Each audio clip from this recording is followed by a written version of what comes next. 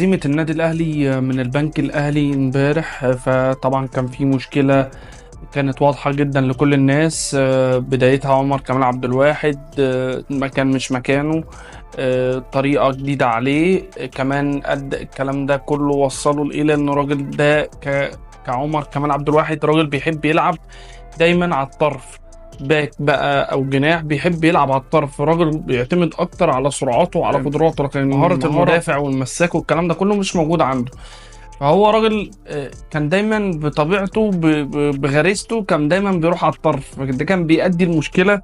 لو خدنا بالنا هنا، لو افترضنا ان ده علي معلول، فدايما علي معلول بيبقى فاتح دايما لقدام، والماتش ده كان باين قوي علي معلول واخد ادوار هجوميه جامده. فده بيؤدي ان عمر كمال بطبيعته الطبيعيه خالص بيروح ناحيه الباك، فرامي ربيعه يضم وراه، فاكرم كمان يضم